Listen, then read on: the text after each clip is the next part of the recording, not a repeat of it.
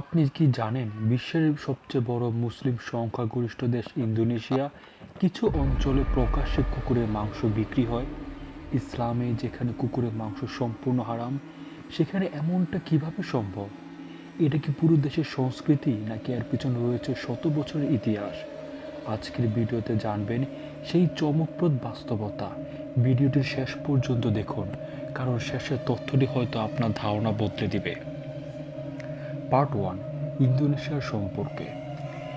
প্রায় 28 কোটির বেশি জনসংখ্যার দেশ ইন্দোনেশিয়া বিশ্বের সবচেয়ে বড় মুসলিম সংখ্যাগরিষ্ঠ রাষ্ট্র।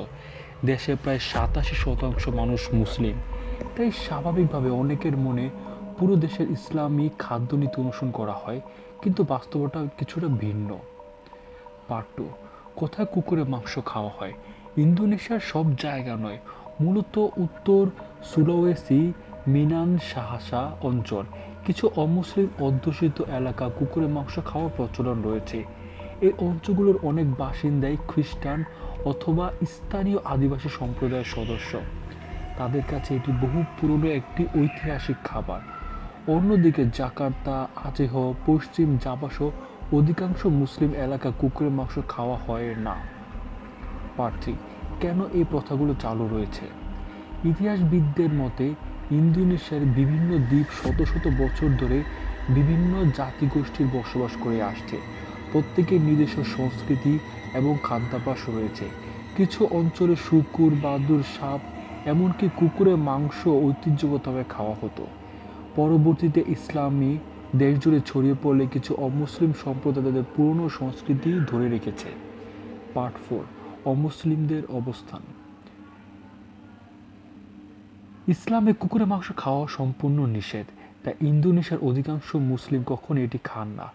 অনেক ইসলামিক সংগঠন এ ব্যবসায় বিরোধিতা করেছেন। তাদের মতে এটি শুধু ধর্মীয় দিক থেকে নয়, জনস্বার্থের জন্য ঝুঁকিপূর্ণ। পার্ট 5, স্বাস্থ্য ঝুঁকি। বিশেষজ্ঞের মতে অবৈধভাবে জবাই করা কুকুরের মাংসের রেবিস সহ বিভিন্ন রোগ ছড়ানোর আশঙ্কা থাকে। এ কারণে প্রাণী অধিকার সংগঠন এবং জনস্বাস্থ্য বিশেষজ্ঞরা বহু বছর ধরে এই ব্যবসা বন্ধের দাবি জানিয়ে আসছেন। পার্ট 6, সরকার কি করছেন? সাম্প্রতিক বছরগুলোতে ইন্দোনেশিয়ার বিভিন্ন শহর কুকুরের মাংস ব্যবসার বিরুদ্ধে অভিযান চালানো হয়েছে।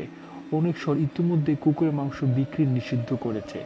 প্রাণী সুরক্ষা সংগঠনগুলো প্রচারণার ফলে ধীরে ধীরে এ প্রথা কমছে বলেও জানা যায়, তবে এখনো কিছু এলাকায় এটি পুরোপুরি বন্ধ হয়নি।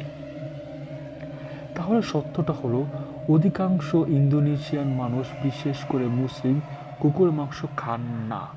শুধুমাত্র কিছু নির্দিষ্ট অমুসলিম সম্প্রদায় এবং কয়েকটি অঞ্চলে এই প্রথা এখনো সীমিত আকারে বিদ্যমান। তাই পুরো ইন্দোনেশিয়াকে কুকুরের মাংস খাওয়ার দেশ বলা ঠিক নয়। আপনি কি আগে এই তথ্য জানতেন? আপনার মতামত জানান কমেন্টে। ভিডিওটি ভালো লাগলে লাইক দিন, বন্ধুদের সাথে শেয়ার করুন।